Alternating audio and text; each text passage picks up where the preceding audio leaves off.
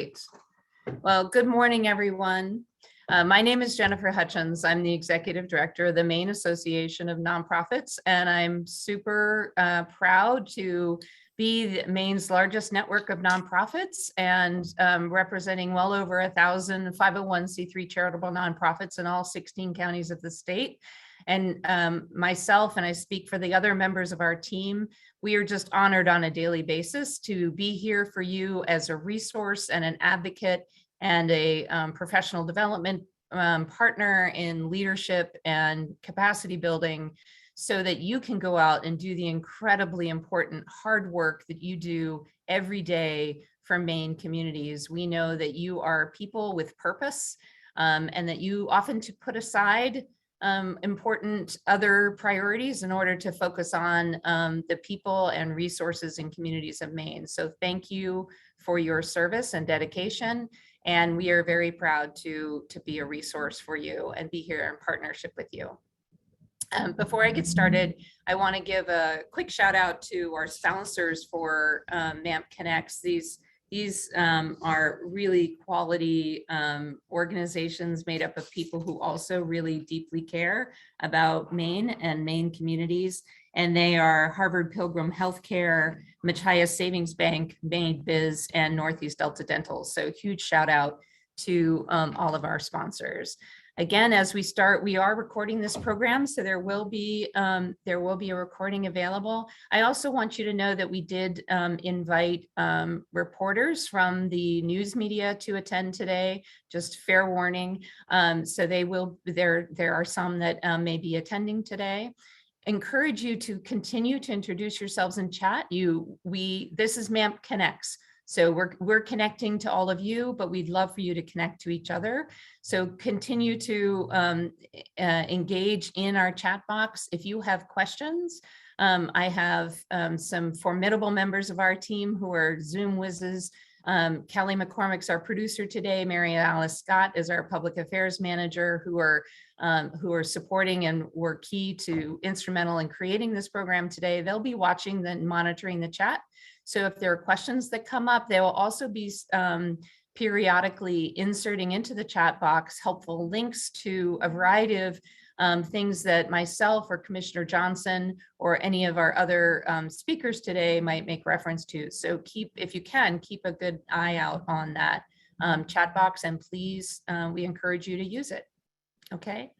So today what I'm going to do, this is a little different MANP Connects. For those of you who've been here before, we decided to extend it a little bit because we do have, it's such an important topic, and we are so fortunate to have Commissioner Johnson willing to come and talk to us about her work with her department, as well as hearing a little bit from our friends out in the nonprofit sector. And I have some important information. We've been putting it out on our website and in our blog, but I wanted to take a minute today to highlight some work that we're doing with our national partners. Some of you may know this already, but the Maine Association of Nonprofits is a member of the National Council of Nonprofits, which is the nation's largest network of nonprofits across the country. It's well over 30,000 nonprofits that are represented by the National Council of Nonprofits. And our partners up there did a national survey a few months ago about workforce shortage. And I wanted to share some of those statistics with you. We're going to be talking specifically about some of you may have even participated in that survey. We were able to pull out, thank you, Go Maine. We were one of the top 5, I think, states that participated in that survey. Very proud. We're always really proud to call you all out when we're up with our partners in DC. And so I'm going to share with you some of the statistics that we discovered with that national survey that specific to Maine. Thank you, Kelly. For example, one of the things that we learned through that and were about job vacancies among Maine nonprofits. The respondents, 10 to 19% reported, got that back already. Got that backwards already. Almost half of the respondents reported job vacancies between 10 and 19%. A quarter reported anything from no job vacancies up to 9%. Another little less than a quarter, maybe closer to a fifth of the respondents said 20 to 29%. And then as many as 5% of the respondents were saying that they had job vacancies over 30%. So this just gives you a small indication, a little bit of an indication. It's no surprise, one of the things that MANP we know we're very well known for is our job board. And holy cannoli, that alone can tell you how much pressure there is and demand there is for employees in the nonprofit workforce.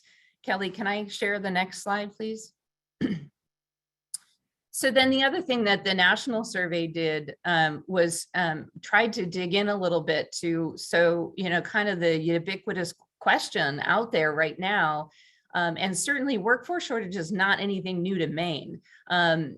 This is something that if any of you are familiar with the former state economist, Charlie Colgan, he was a colleague of mine at the Muskie School back in the day. He'd been talking about a demographic winter for all you Game of Thrones fans out there, a demographic winter coming to Maine for years. And the pandemic has only exacerbated that. And now our partners across the country are also really feeling this. But we're all trying to make sense of what exactly is going on. And so I wanted to share this slide is the Maine data. Almost 80% said salary competition. I just want to highlight the survey covered salary competition. The other thing we know for sure in Maine is it's just as much about wages as it is about benefits, and the pressures on small organizations and businesses in particular around healthcare costs in Maine is making it extremely difficult to recruit workers to our important workforce. At just over 16% talked about the inability to find childcare to recruit. What do we know about the nonprofit sector is it's predominantly made up of women and people of color. And so we know that childcare given the nature of the workforce is likely to even be a more acute problem just because of the traditional roles that women have played in terms of childcare. 1 in 4 said, I'm not really sure what's causing it. And I hope I have some time to talk to Commissioner Johnson about that idea in terms of what can small organizations that have similar things in common with small businesses, but not always, can they do to improve their recruitment? And then interesting to just note, and this obviously is not going to always be an issue per se, but when the survey was taken, well over a quarter said that vaccination policies were affecting their ability to recruit workers. So thank you so much for listening to me. I'm feeling so much gratitude. I was just suddenly wanted to say thank you. Thank you for being here. I really appreciate it. Another really important reflections that I wanted to share with all of you before I get to some policy solutions is something that I'll be perfectly honest, I'm taking it right from our partners at Nonprofit New York. Because I think it's just a really important context for us to remember about the nonprofit sector across our country.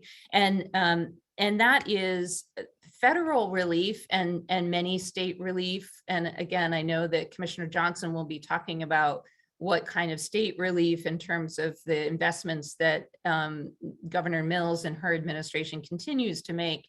So, but many of the programs like the PPP program and the Employee Retention Tax Credit programs, those have expired. And while many of those federal relief and some of the state relief programs have expired or are soon to expire, nonprofits have not fully recovered. And we also know that the demand for services has increased at a time when, unlike private businesses, nonprofit businesses don't necessarily have the flexibility to simply raise prices to to meet that demand, right? And we have that pressure to make sure that our services are then affordable to the people we serve. And we also have to negotiate with our various funding sources, some of which are governmental. So we don't have the same kind of flexibility. And then we also know that smaller grassroots and organizations led by people in BIPOC communities are the ones that are under heightened stress and have seen the most disparities through the pandemic and continue to experience those. And the other thing I wanted to mention is that we know, and I've already highlighted some of this, nonprofits face a workforce shortage and struggle to pay living wages. So it's not, again, it's the salary competition, but it really comes down to some of these cases are we're unable to pay actual living wages for some of the communities in Maine. Nationally, 40% of nonprofits have reported staffing is down. Again, nationally, just like in Maine, living wages and childcare are the primary drivers. And again, just want to highlight the disparities in the nonprofit sector where it is different than our private sector counterparts is that it primarily falls on workers who are women and people of color. And fortunately, both the Biden administration and the Mills administration have prioritized equity in their federal and state relief programs, which is great, and that's should be congratulated. So that's great. So policy solutions, I'm going to go through these quickly because I know many of you came to hear people other than me speak, but I wanted to take a moment to let you know that with our partners in Washington, D.C., we are trying to think through what are some of the things that can be done at the federal level. And then by talking with Commissioner Johnson, we can start talking about state policy levels. But in terms of where our head's at MANP, working with our national partners, I already said this, prioritizing equity from the outset by intentionally listening to marginalized communities for solutions that overcome past and current barriers that block access and support for services. And I know the Mills administration has been working directly with some of the organizations that are part of marginalized communities.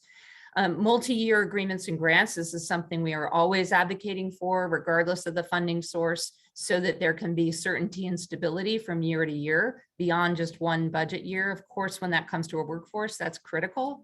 Investing ARPA state and local funds. These in particular, this is where we'll be talking today about one of the ways the state is investing its ARPA funds, but locally there are still town and county funds out there that have yet to be allocated. And we are encouraging people to partner with their charitable nonprofits to invest these funds in securing relief and creating recovery that has a greater impact. And then out of date rates, reimbursement rates for vital services. And this is what as I was saying, nonprofits don't necessarily have the same flexibility to raise prices to meet the increased costs through inflation and other means. So this is one of the other priorities.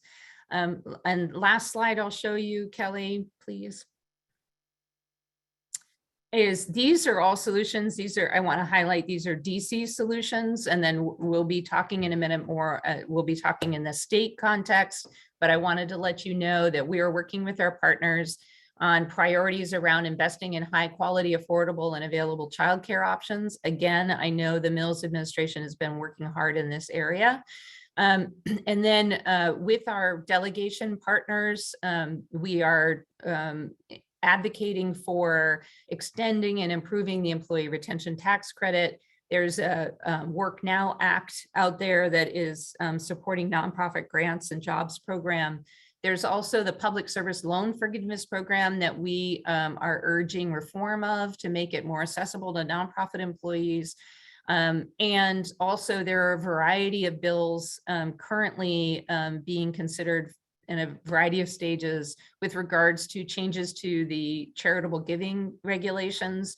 The National Council of Nonprofits and MANP are particularly interested in a universal charitable giving deduction to democratize giving at that level. So wanted to give you guys some policy solutions. So we'll stop the slides now. And now, without further ado, because I'm sure everybody's getting tired of me going on and on about policy, I'll ask Commissioner Johnson to join me on the screen, if you will. Thank you. Thank you very much for listening to me roll out all that data. And thank you for being here. And I'll just get started with clearly at the Department of Economic and Community Development, the workforce shortage is a key issue for the work that you're doing. And I wanted to give you a chance to highlight how you're going about tackling that.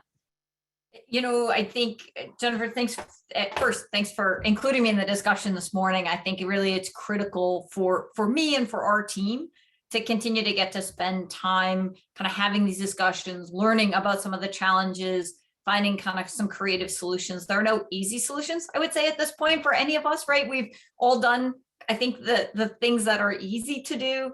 Now, I think we've really got to keep having these discussions to work through the much more complex pieces. And so thank you for including me this morning on the discussion and for always being willing to kind of take the call of, will this work or will this work? Where's the biggest problem there? So anyway, personally, just thank you and appreciate that. Your comment this morning on Charlie Colgan's demographic winter, I think you're right. We've seen this coming for a long time. I think potentially the impacts on kind of local governments, public service, nonprofits, that risk has been even higher. And we've seen COVID just really exacerbate that challenge. Nationally, retirement age has gone down. I think people are, finding other opportunities, moving to part-time work, some other things that has really kind of sped up kind of those workforce challenges in the last couple of years. So there were a handful of things that we have kind of on the slate that we are working on to really target that. More needs to be done. There's no kind of one piece to solve this problem. And so there's a broad suite of things. I was thinking maybe this morning we could talk about a couple of them, but happy to kind of maybe get you the full list. And then some of your members may care more about certain things than others. That's great. Thank you. One that is like one of my favorite programs that we're working on right now, so I talk about it everywhere I go, is a program called Maine Career Exploration. And this is a program that is a paid work experience for Maine high school students, so juniors and seniors. And the governor has allocated funding to this program to pay for the work time of the student and to pay for insurances and payroll costs, so that no nonprofit and no business would have to take on kind of that extra added paperwork of onboarding somebody and offboarding them, because it's a period of time for the student to learn about the work that goes on across the state in Maine. I know my parents were both public school teachers, and so as I got into high school, that was all I knew, right? All you know is what you see immediately around you. And to your point of potentially students who don't have a broad professional network as young people, this is a real opportunity for us to create that network, right? To ask all of you to plug into these young people and help them as they work through their own path.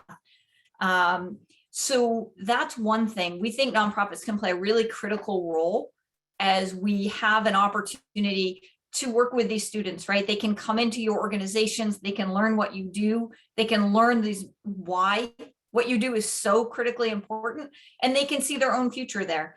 So this program is one that I'm personally really excited about. The goal is really to connect to Maine high school juniors and seniors, and again, show them the breadth and depth of what happens in the Maine economy.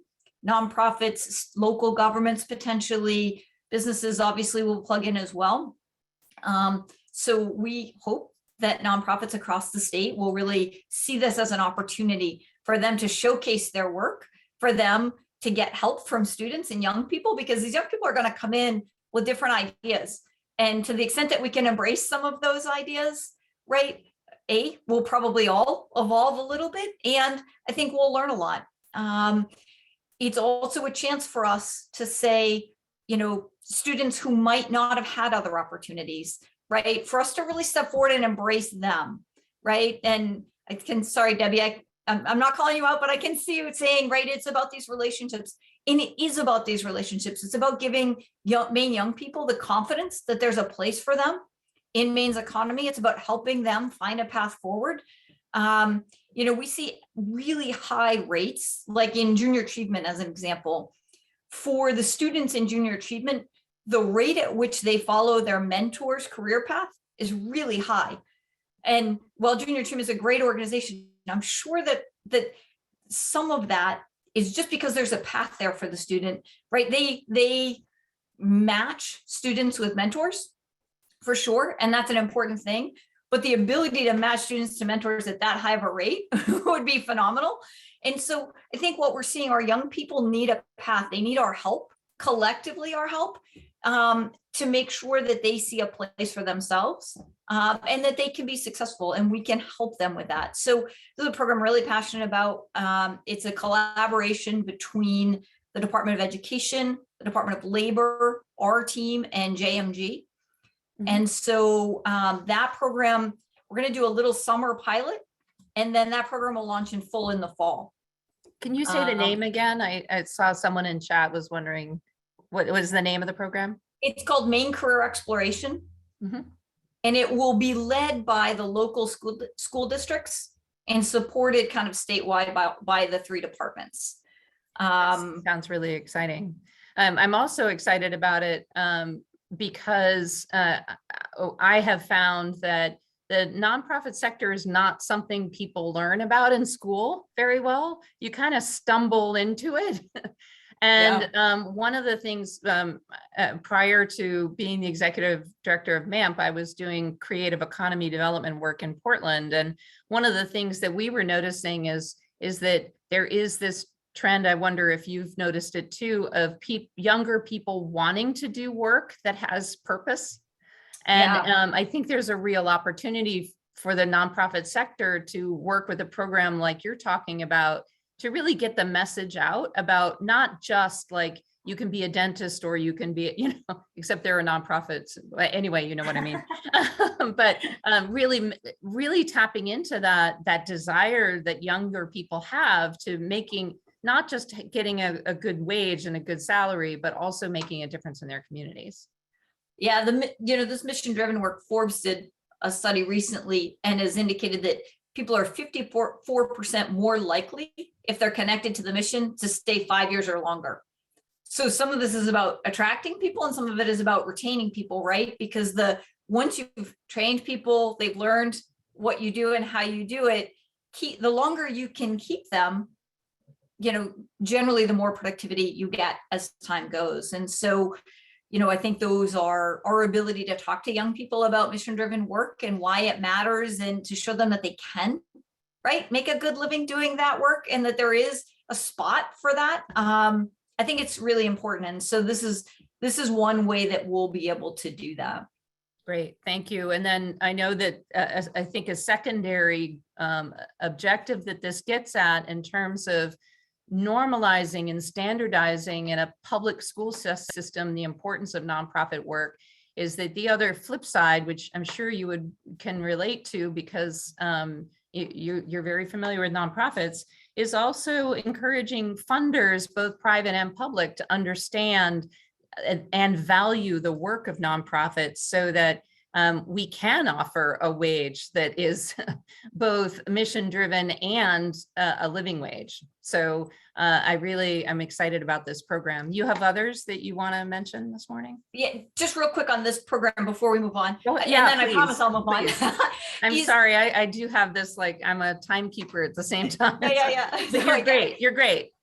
One of the things on this is we want to make sure that it's really clear that these are paid internships, because there is an intention of inclusiveness to this, right? So what we were seeing was there were groups of young people being left out of kind of that internship cycle. Yep.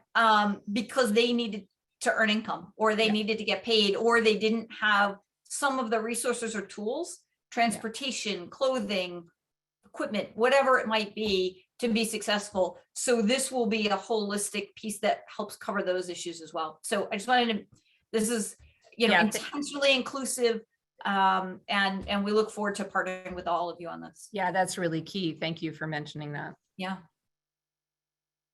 So are there, you said, I thought you had mentioned there were a couple of programs. So you still have some time. So I want to give you a chance to talk about, highlight another program that you're excited about, if you like. Yeah, so there's a lot of opportunity, I think. Last night, I don't know if any of the rest of you are up in the middle of the night listening to the appropriations and financial affairs work, but right, free community college, the governor has advocated for free community college. That made it through the table last night. So again, a great avenue for us to be inclusive and remove barriers for Maine's young people. And again, for maybe you all to plug into them at the community college level so that you're creating your natural pipeline for talent as they come out of the community college level. If you think about early education, there's a significant body of work there, healthcare, and we'll probably talk about healthcare later as well, but healthcare workforce and how we expand that healthcare workforce at the community college level.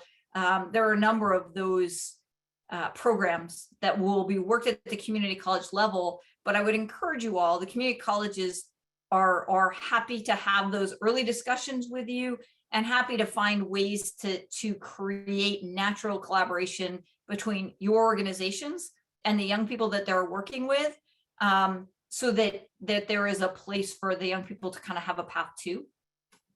That's a great place to find talent in Maine. Yeah.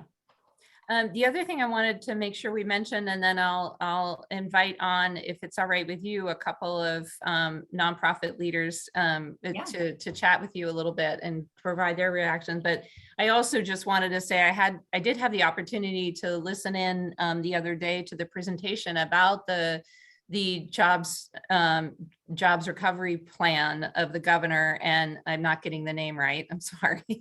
Maine Jobs and Recovery Program. That's what it's called. That's fine. Thank you. I'm not quite sure how you keep straight all the acronyms up in Augusta. And just how impressive it is. It's a big piece of work, right? It's a very complex. I'll admit I've used the analogy of a hydra before with the ARPA funding. But I wanted to give you a chance to just briefly mention that, because I know they were talking about the page, the jobs plan page, and encouraging people to sign up to receive emails, because my understanding is that work will be going on for some time. Yeah, thank you for that. So the Maine Jobs and Recovery Program is how the state and the governor and her administration and the legislature work together to allocate the federal rescue funds that came to the state of Maine. And basically what happened there is, because we had an economic roadmap, right, that you all had weighed in on, academics had weighed in on, students had weighed in on, we had a pretty good roadmap for, here are the systemic challenges in our economy, right? We knew workforce, talent innovation was on the front page of that document. And Jennifer, you sat on the steering committee, so you saw a lot of that work there. So we were able to look at the short-term impacts of the pandemic, aligned to, oh, thanks, Julia, aligned to the long-term challenges, and to try to address both at the same time, right? If we can fix this short-term issue and change the trajectory so that we don't have that problem as a systemic issue in our economy. So that's how those funds were allocated. There are a whole suite of programs, I will say, and to your point, it's hard to keep track of them. It's hard to keep track even of when they're going to launch and all of those pieces. And that is one of the challenges that we need to kind of keep working with you all on, and is how do we, as we stand up these programs, there's an input portion of that, right? When are we taking input on what we're trying to do to get the details right? When does the program launch? What are the outcomes of that program? And then that one tables and the next one comes. That's a lot, right? For all of you who are trying to outdo what you actually do in your day-to-day life, right? Versus kind of giving input to state government programs. So the Maine Jobs and Recovery team has created one page to try to make it simple so that you can find the things that you care about. And it also allows you to opt into things so that when programs are happening or when input sessions are happening, it'll push out to you so that you don't have to be watching them. It comes to you. So that's the start in how we do that. I think we need to continue to figure out, how we do that better, how we are more integrated into the work that you do so that we're getting the right input on the front end. Great. Well, thank you so much. And yes, having been on the governor's recovery committee, I can attest to how complicated these issues are. And I just want to congratulate you and thank you and your department and your colleagues at being open and to talking and having conversation and being as transparent as possible, because I know it's hard work. We're all trying our best. So so what I'd love to do now is, as you well know, and it is my job to keep reminding everyone that nonprofits are unique. We don't receive our funding, or are we able to make the same kind of decisions that business can, and yet we do. 16% of the Maine workforce does work for a 501c3. So thank you. I know, Commissioner Johnson, you get tired of hearing me say that, but it is my job to keep reminding everyone. But that's why we invited first Gabriela Montoya-Eyerman from the Sunrise County Economic Council up. If Gabriela, can you join us? Hi. Just have to unmute yourself. Good morning. Good morning. How are you? Now, do the two of you know each other, Commissioner Johnson?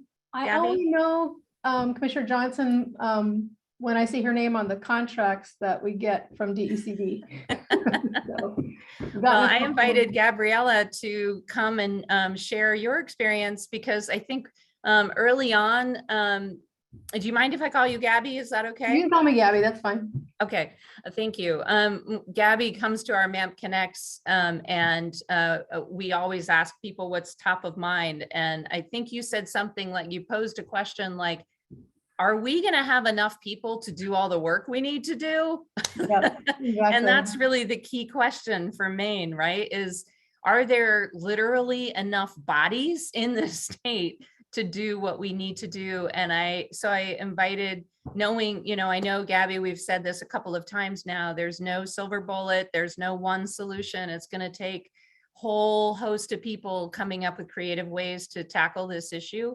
But I wanted to give you an opportunity to share with Commissioner Johnson this morning your concerns and your thoughts around this topic. Yeah, well, I live in Machias. I live in the Washington County, which is the not the lowest populated county in Maine, but is pretty low in population numbers. The whole county is only like a little over 32,000 people. And we're way down here in down East Maine. But Sunrise County Economic Council, our mission is to improve the economy of Washington County. And we do that by working with a lot of small nonprofits and things like that that are in our area. We work in a lot of collaborations. We pretty much every program that we have at SCEC works in collaboration with other nonprofits. But yeah, our concern is that there's just not enough people. Every year when we have our little mini economic summit for Washington County, one of our panels is about how do we get more people to come to Washington County? How do we get more small businesses to stay in Washington County and not go, oh, I'm growing and now I have to have more people, so I'm gonna have to move south, yeah, that's just one of the things. But one of the things I want to say that SCC has done well is that in 2016, they had a strategic plan, and the board and our made a commitment to increasing wages to better attract and retain the employees that we have at SCC. So as a result, we've gone from there was 6 employees in 2016, and we now have 21 employees, and we expect to have 25 by the end of this calendar year, assuming we can fill the next 4 positions. We have 2 we're advertising and interviewing now, 2 more that are coming in the next couple of months. So yeah, wondering if we be able to find the people that we need to fill because we have so much work coming and so many opportunities to help the the economy and the people of Washington County. Gabriela, where are you finding your candidates? Are they coming from the local communities, or are they coming in from other counties or even other parts of the country? Well, for the most part, recently, it's been people in Washington County who come in to SCEC. Personally, I'm not from Washington County. I had moved here. I was working in another organization, saw SCEC's mission 5 years ago and was like, I think I really would love to work there. And so here I am 5 years later. But a lot of the people who work here are from the county. And that is one of the things that we focus on when we advertise is, do you live or are you willing to move to this county? Because we want the people at SCEC to be completely on board with our mission of helping Washington County. So, and we've been able to find people and been really gratified at the expertise that does live right here in the county. You just have to really find them, find the people, but they're here. Gabby, can you also talk a little bit about, I know that you had a conversation with my colleague, Mary Alice, prior to coming today about what it's like to be a person of color in Washington County. And, you know, one of the things that we know right now, the Inclusion Maine conference is going on, and we are hearing from people as participating in that conference about how some of the opportunities for Maine workforce is going to come from communities that are coming either to Maine, fresh to Maine, who are coming from different cultures, different backgrounds, some of them different parts of the country, but some of them from other countries outside of the United States. And I know personally through visiting Millbridge and seeing the work of Mano a Mano and supporting the industries, the blueberry industry, namely, and the fishing industry and others, that's going to be a critical pipeline, I think. And I'd be really curious to hear what Commissioner Johnson has to say as well. But I was wondering if you wouldn't mind sharing just your personal thoughts about the particular challenges of attracting people to the state of Maine who might be coming from different cultures that are not accustomed to the Maine way, if you will. Right. It's definitely a different way of being. I think because I grew up all over the world, I was a military brat, that I have, even though I'm a Latina and my mom is from Mexico, we grew up with a great patriotic pride for the country and kind of acceptance that no matter where we went, we wouldn't exactly fit in, but that we would find a way to find family around us, whether it was people who were our color or not. So that's how I was raised. And I've always been able to find people who want to be part of my family. So wherever I was in the world. So Yeah. even in Maine. Commissioner Johnson, Building community, I think, is the key part to. I spoke over you. Can you repeat that? I'm sorry. Well, I was saying that building community with the people that you live around and making sure that they're welcomed is key. It really is. Thank you for saying that, because I think I have heard anecdotal evidence of companies recruiting people of color to the state of Maine, and some choosing that they couldn't stay for the reason of, you can offer them a really amazing salary and a house by the ocean, but if they don't feel connected to the community, ultimately as humans, we need that emotional and social attachment. Commissioner Johnson, do you want to share anything about that? Yeah, thank you. First, I just want to say kind of what great work I think SCEC does. When I was at Somerset County Economic Development, we learned a lot from what you all did and worked with Jen Peters and Charlie and the team. So first off, thanks for the great work that you're doing down there and really finding opportunities to support and grow Washington County. I think it's amazing. Certainly the number of people we have, right, is going to be a challenge. We know we need to attract what the strategic plan said in 2019 was 75,000 people. One of the things that's happened over the last couple of years, in part because I think, right, remote work became more of a mainstay and people felt pretty comfortable coming to Maine and moving to Maine. we've had the 7th highest migration data of people moving to Maine. So more than 10,000 people have moved to Maine in the last couple of years. And so that's pretty significant.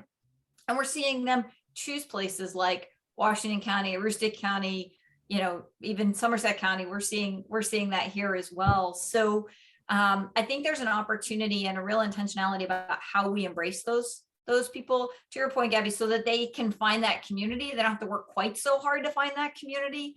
Right? We should welcome them. We should, have networking events, and we are actually Live and Work in Maine is actually doing a couple of welcome events to test that. And I'm sure they would be happy to do them other places, just to say, are you new to this area? Would you like to meet other, workers, other people that are doing similar work, other people that you might want to start to build that professional network that might at some point, convert into your really strong personal comfort network as well. Because I do think we've seen people move to Maine, and then we know that there is oh, great. So it looks like there's a mixer in Machias on May 12th, same kind of thing, right? How do we get people kind of these connections? So that's that piece. The other piece I would say is, right, there are great people in your backyard. To your point, Gabby, you're finding them, right? You're finding them for a variety of reasons. Your mission is strong. The talent that they get to work with is high quality. There are a lot of things that we can do to increase kind of that participation rate of our neighbors in our workforce, and those are critical as well. Thank you, Commissioner Johnson. The other thing I want to say thank you to Rebecca in the chat for highlighting that we are talking about bringing people to the state of Maine from different cultures and marginalized communities. It is also critical to acknowledge the Passamaquoddy tribe and Dana Point in Washington County, and how that is an indigenous community that represents a community of people that were here before white Europeans. And so thank you, Rebecca, for highlighting that, because obviously, or not necessarily obviously, it's important to acknowledge the Wabanaki people as critical partners in this, in all of this conversation as well. So thank you very much. Gabby, did you have a question in particular you wanted to ask for Commissioner Johnson? I realize I've gotten kind of taken the conversation, been chatty Cathy here, so. No, it's great. I was mostly just excited to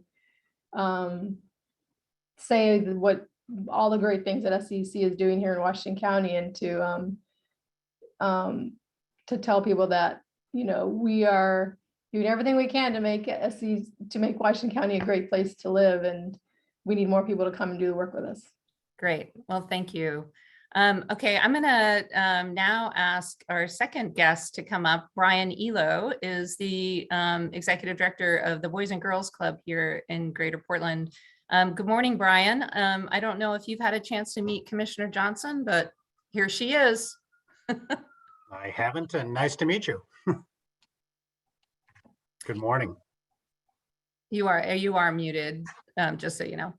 So Brian, you've been participating. I know you were here bright and early with me an hour ago. So what's on your mind? What are some observations or questions that you'd like to add to the conversation today? Sure. And thanks for hosting this, Jennifer. It's really a great conversation. And thanks, Commissioner, for joining us today. It's very interesting. And first of all, just a little context. Commissioner, our organization, I'm sure you're familiar with the Boys and Girls Clubs, but our particular one, we have 8 locations across Southern Maine, about 60 employees, half and half between full-time and part-time. We represent about 3,000 kids, and in our clubs, we have about 500 kids a day in our clubs. And, what we do is support kids in after-school programs, ages 6 to 18, safe spaces, mentoring relationships, and very purposeful programming in the arts, academics, leadership, and health and wellness. And we're proud of the work that we've done through the pandemic and all of that. From an employment standpoint, I think like everyone, the pandemic has accelerated the focus on the underlying systemic issues that have always been out there, quite frankly, even before the pandemic hit. And I think it's really just been exacerbated by this. And and brought many things to light. And like every not-for-profit, we've managed through it.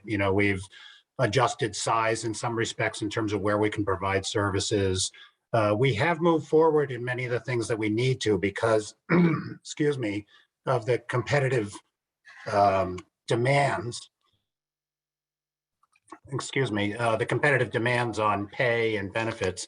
So we've moved our minimum wage up. We've expanded benefits on healthcare. We've improved our 401k offerings to a variety of employees. So we're doing what we can do.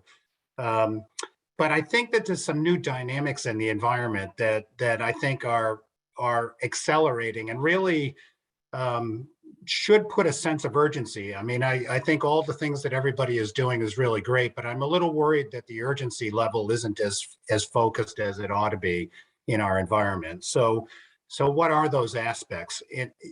First of all, the demand for services of organizations like ours and many not-for-profits is rising very rapidly. It's not shrinking. So from a community standpoint, I think it's important to understand that. And when you juxtapose that against this difficulty in terms of hiring and retaining, and as Jennifer said, our inability to, unlike a business, when they get more sales, they can actually, pay more costs and whatnot. Ours isn't a one-to-one relationship, and there's going to be some increasing donor fatigue as we look forward with 8 to 9%, inflation rates and other things going on. I really worry about the impact coming at the organization. And just to put it in context from a metric standpoint, in our organization, the way we look at the environment is there's 40,000 kids in Maine right now that are unsupervised in the afternoons, and 20,000 of those live in our particular territory, the territory that I lead. And so our job in our organization is to help those kids as much as possible. But in a world where there's 8 to 9% inflation and costs are rising and all of that, I may have to look at an organization that's only serving 450 kids a year next year versus 500 kids, because I've got to adjust on that basis at a time when the needs are really growing. So I just want to point out that I think that I see a social service urgency out there that's actually demands much faster acceleration of solutions that we can do in the short term. So I just, that's one thing that's really kind of playing on my mind. And then the other is that the gap between what we can do as a not-for-profit and what the businesses are doing right now is actually growing even, at very rapid pace. They're paying signing bonuses that we can't afford to sign. They're providing, parental leave, that allows for people to go off for 3 months, as they should, by the way, at a time when they're having children, all sorts of other benefits. So I think there's a lot of fundamental systemic things in the environment that hopefully we can work with the state government to think of creative solutions to help some of these areas. I think the government is very good. For instance, we all read stories when new businesses come in and they're given tax incentives to open up new locations, or tax incentives in order to bring workers to the area, or new employment to the area. And that's all wonderful. I think in the not-for-profit world, we can get a bit more creative in terms of what incentives we can provide to the not-for-profits, more funding for training so that we can keep people in these careers.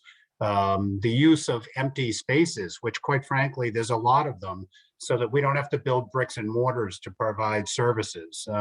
There's lots of infrastructure things, including, by the way, transportation, which is a huge issue of not only employees being able to get to their jobs, the housing issues associated with employees, but also just the transportation infrastructure, if you will, to move kids around to various programs and to be able to help the underserved communities. So there's a lot of underlying infrastructure issues. And one of the questions I have is, what's the best avenue, in your opinion, to collaborate across departments at the state level to sort of think through some collaborative solutions to these things? I find as a not-for-profit, it's up to us to sort of figure out the infrastructure of the state, and which avenue to go and which people to talk to solve sort of issues that cross across a number of different areas. So I'd just be interested in some of your thoughts on that front, and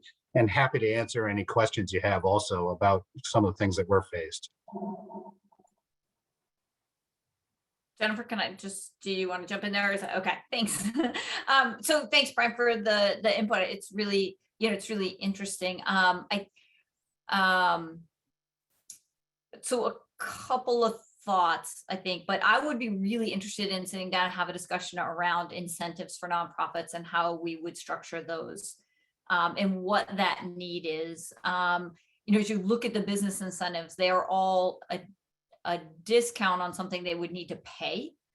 So it's not, right, they pay in less, it's not, so it's a little bit of a different dynamic there, because that's not a tax nonprofits would pay to begin with. So I wonder if there's a way for us to think about that incentive model differently, and to try to figure out where and how that target would work. But certainly very interested in trying to think through that. I think we are, very concerned about the nonprofit workforce and how we find paths to support that.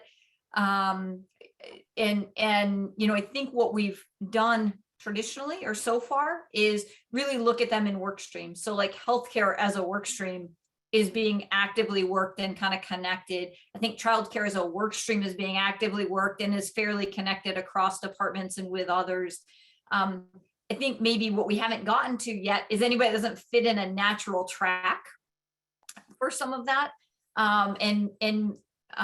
We should think through that, because there are opportunities. I think one of the things one of the first things she said to me in my interview, whatever that was 3-ish years ago, is these departments need to work together, and we're going to bring on a team that knows how to do that and can collaborate. And so, certainly I think we are very interested in doing that. I think we've made some progress there in certain work streams, but some of them, to your point, just haven't been triggered yet. So, maybe we can offline have a really kind of more detailed conversation about how that could work, and then start to engage a broader group in that, to be helpful. Yeah, that would be very interesting. I mean, there's a variety of possibilities which we can take offline and do separately, maybe bring it back, Jennifer, to the broader group, for discussion and whatnot. But, things like, like a lot of not-for-profits, we're augmenting the employment issue with volunteers as much as possible. Mm-hmm. But the volunteers don't necessarily get the incentives that they can possibly deserve from a tax break standpoint, that can support sort of and give them credit, if you will, for hours worked or something along those lines. There's a lot of ways for us to solve it as a community and collaborate together. And so I would welcome that opportunity to spend some time with you on that. Super, we can definitely do that. One of the other things I just flagged too is a potential opportunity. And I think this might help nonprofits disproportionately as we go forward, is the governor worked with Senator Pouliot, and this actually came out of the strategic plan, which was to overhaul the Maine Opportunity Tax Credit, which for workers, if you have student debt and you're a worker, it gives you a significant tax credit. That program has been really, really complicated historically. And so everybody stayed away from it unless you're a tax accountant. And then the person came in and the tax accountant was like, well, wait a minute, you get this discount. But this overhaul means you don't have to worry about what degree they have. Is it a STEM degree? Is it this degree? Is it that degree? And really gives you the opportunity to make sure, as you're talking to people that you would be attracting, if they happen to have student debt, that you can use that. Again, obviously any organization, profit or nonprofit, can use that across the state. But it's a really good thing as we talk to people outside of Maine to bring them here, because it's one of the better programs in the country for kind of tax credits related to student debt. That's great. I thank you for mentioning that, Commissioner, and Brian, thank you for all your good thinking. I will commit to following up with both of you and taking you up on your offer, Commissioner, because I do think that your offer to sit down and have a conversation, to be thinking about the unique incentives that impact cost and revenue and expenses in the nonprofit sector is complicated. So I appreciate that. And thank you, Brian, for bringing that up. We are coming up to the end of our hour, but one topic I just wanted to raise because it's coming up in the chat a lot. And I just wondered if, Commissioner, you wanted to briefly touch on that, because I know the administration's doing a lot of work on that as well as a priority, is the lack of affordable housing in Maine.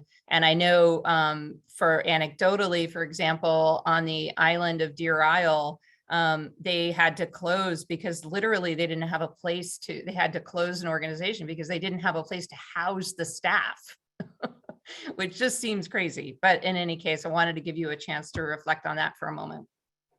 Yeah, we're seeing that as a challenge across the state. Pre-pandemic, we worked with an organization at the Northern Forest Center, went in and bought a number of houses in Millinocket and redid them into this beautiful way, and then made them available at low market rates for people to be able to use. So it wasn't a subsidized offer. It was they weren't controlling it. They were just establishing a bottom of the market rate. And those filled up immediately with workforce. And so I think what we're seeing is this is just across the spectrum. The need is very broad there. The governor has worked with Maine State Housing and Greg Payne, who is a new housing policy advisor for the governor, on how do we help with home ownership for people at 120% of income or below, so that they can start to build wealth, right? Because part of this is about how do we help people build wealth? How do we help them be more connected to their communities? Those types of pieces. So that's one really important body of work. There's also significant affordable housing efforts going on, and those are available to try to help take some of the pressure off the market, because obviously there's a lot of need there. I think we don't have the housing thing figured out. I think what we have done is allocate funding to it, which is helpful, and it will help kind of figure that roll out. I just saw somebody post about 120%. I think there's a wide range of need.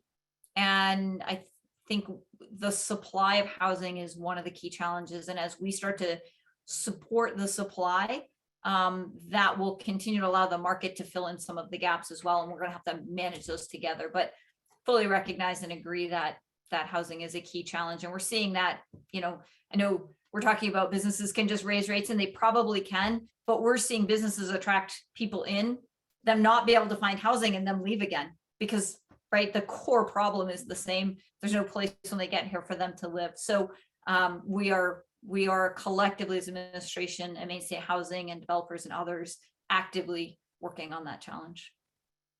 Well, thank you. And nonprofits, right? The Maine Forest Center is a nonprofit. We've seen philanthropy want to participate in this. I don't think there's one size. All of our communities have different needs, and we need to work with them to solve that. Absolutely. In our industry, you've seen one nonprofit. So, but anyway, clearly we need to be partners. The nonprofits that you talked to this morning, and we've mentioned several of them, need to be partners with you in trying to tackle such a challenging problem. Thank you for taking the time to meet with us today. Really, really appreciate it. Suffice to say, MANP will continue to provide opportunities for these types of forum, and we'll follow up and do our best to stay on top of the solutions and the opportunities for making the workforce better for all Maine communities. So thank you again, Commissioner, for being here this morning. Thank you all for listening in today. Last shout out to our sponsors again: Harvard Pilgrim Health Care, Machias Savings Bank, Maine Biz, and Northeast Delta Dental. We'll have another MANP Connects on May 20th. Hey, everybody, get outside and enjoy some of that sunshine. I hope that you have all kinds of flowers starting to bloom in your yards. Get outside, breathe some fresh air, and be grateful we're in a beautiful state. One of the best states in the country, in my own opinion. But anyway, thanks again, Commissioner, and have a great weekend, everybody. Bye.